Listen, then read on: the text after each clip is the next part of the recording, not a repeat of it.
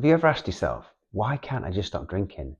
Maybe you've tried before. Maybe you've managed a few weeks, maybe even a few months, but then you've slipped back. Or maybe you haven't even tried yet. You're just thinking about it, wondering if life would be better without alcohol. Here's the truth most people don't even realize. Changing any behavior, especially alcohol, isn't one big decision. It's not like flicking a switch. It's like a journey. And one of the best maps for that journey is something psychologist James Prochaska developed. It's called the Stages of Change model.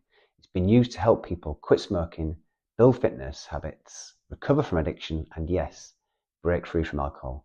Today, I want to talk you through the stages, show you how they play out when it comes to drinking, and most importantly, why every step forward, no matter how small, is actually proof you're already changing. This is where many people begin, pre-contemplation. At this stage, you don't really see alcohol as a problem.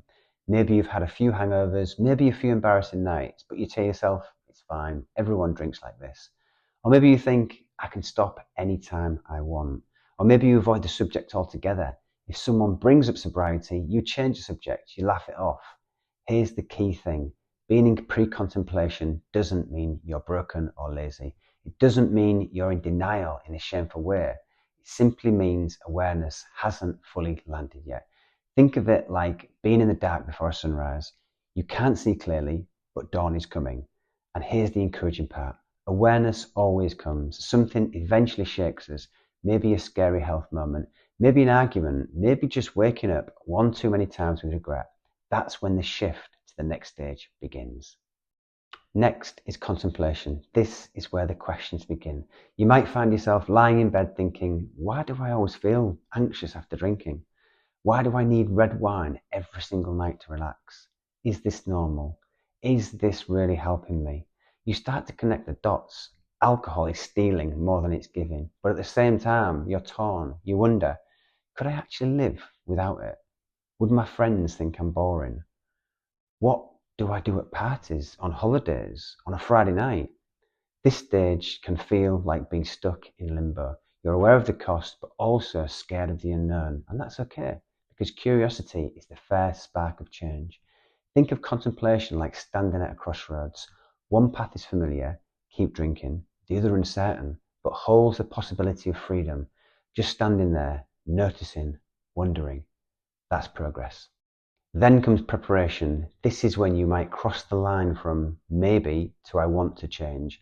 You might Google how to quit drinking at 2 a.m, watch videos like this one, download a sober app, tell a close friend, I'm thinking about stopping. Plan a last drink night. Preparation is all about lining things up. You're building readiness, stacking the deck in your favour.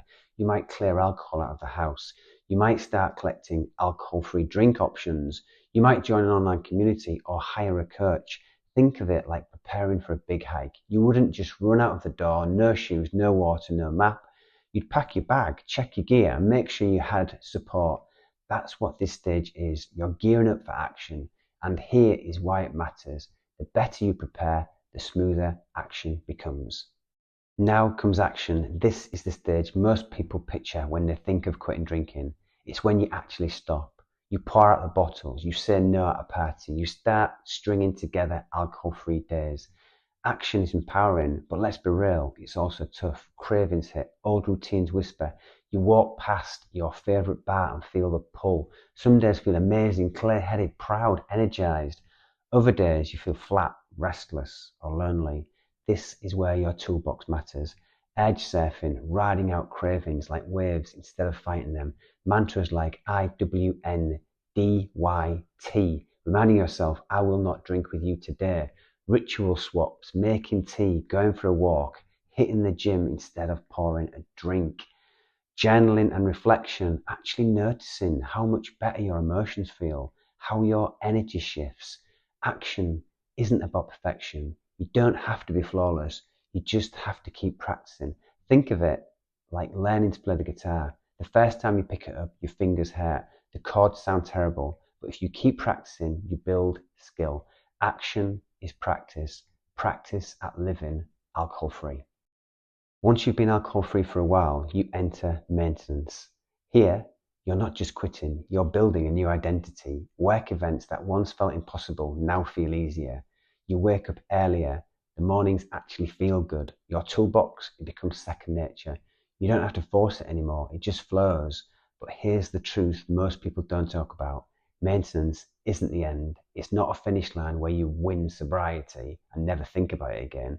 It's an ongoing choice. Yes, there will be triggers, stress, social pressure, celebrations. They don't disappear.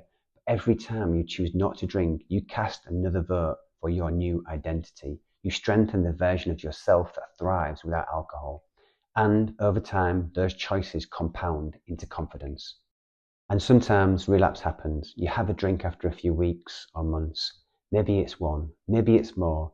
It doesn't mean you failed. It doesn't mean you're back to square one. It just means you loop back into the cycle. In fact, relapse is part of the model.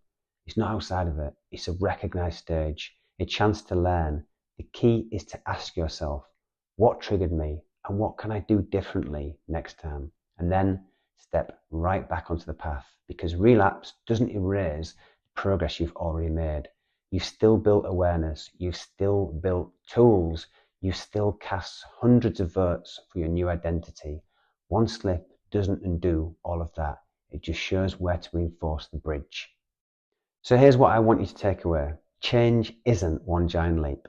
It's not a single decision that solves everything forever. It's stages. Pre-contemplation, not yet seeing it. Contemplation, starting to wonder. Preparation, gearing up.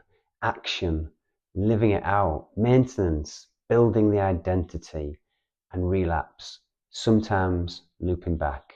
Wherever you are, you're not behind, you're not broken, you're on the path. And every alcohol-free choice you make, whether it's your first day or your 500th, it's not just a step forward, it's a vote for a stronger, clearer, more confident version of you. You don't have to be perfect, you just have to keep moving. So let me ask you, which stage do you see yourself at right now? Drop it in the comments below. Your answer might help someone else realize they're not alone.